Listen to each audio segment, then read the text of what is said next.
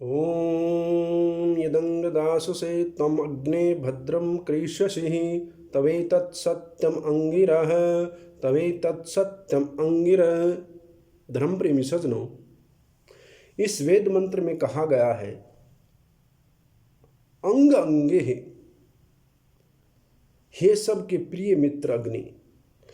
यहाँ परमात्मा को अग्नि नाम से संबोधित किया गया है कि परमात्मा का एक नाम अग्नि भी है और वह अग्नि सबका मित्र है, सबके दोष भस्म करने वाला है। जैसे अग्नि के पास जाते हैं तो व्यक्ति के दोष, यानी कि अग्नि के पास जो जाते हैं तो दोष भस्म हो जाते हैं।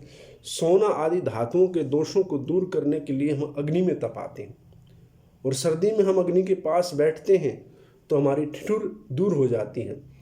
तो इस प्रकार से वह अग्नि हमारा मित्र है। तो कहा गया वह परमात्मा जो है, अग्नि रूपी परमात्मा हमारा मित्र है, वह हमारे दोषों को दूर कर देता है।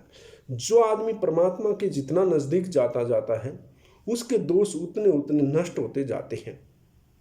कहा यह दासु से, जिस हेतु से उत्तम उत्तम पदार्थों के दाता पुरुष के लिए, जिस हेतु से, जिस कारण से उत्तम उत्तम पुरुष दाता जो उत्तम उत्तम पदार्थों का दान करते हैं, ऐसे पुरुष का आप भद्रम कृष्यसि, आप कल्याण करते हो। जो उत्तम पदार्थों के दानी लोग हैं उन लोगों का आप कल्याण करते हो।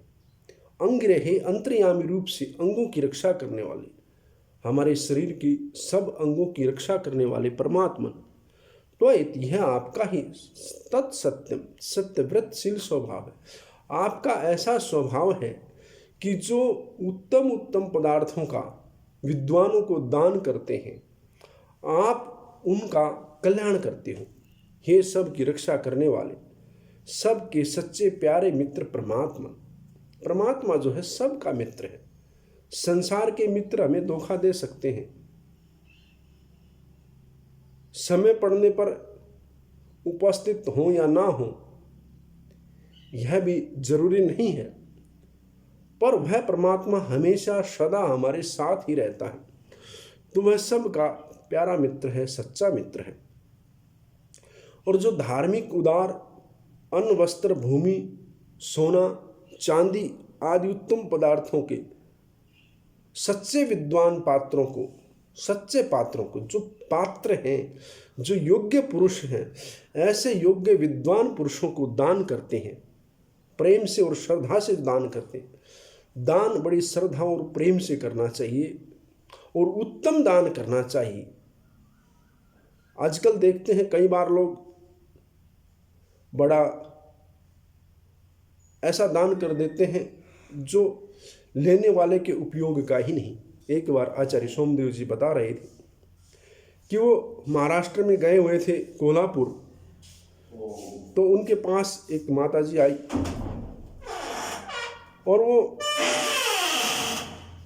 कहने लगी कि महाराज हमें कुछ सामग्री और समिधाएं आपको दान करनी है। तो उन्होंने कहा कि ठीक है, हम दान ले लेंगे आपकी समिधाओं का और सामग्री भी ले लेंगे। तो उसने कई बोरियां भर करके उनके पास भेज दी और उन बोरियों में देखा तो आधे से ज़्यादा जो गली पड़ी सामग्री,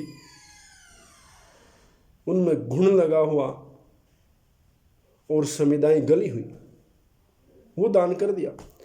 तो ये उत्तम दान नहीं है, ये तो निकृष्ट, अपने घर की बला टाल करके किसी के पास डाल करके आना है। इसको दान नहीं कहेंगे, इस दान का पुण्य नहीं मिलेगा।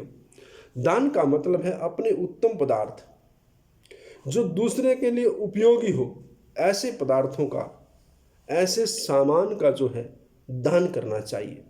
उत्तम दान करना चाहिए, उत्तम विद्वान को करना चाहिए, अच्छे लोगों को, विद्वान लोगों को अभावग्रस्त नहीं होने देना चाहिए।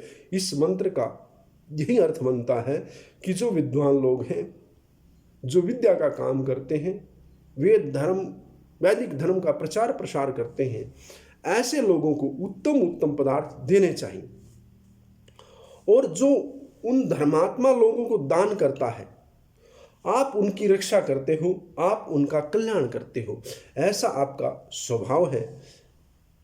और नियम है, क्योंकि कहा है जो व्यक्ति जैसा कर्म करता है उसको वैसा फल मिलता है।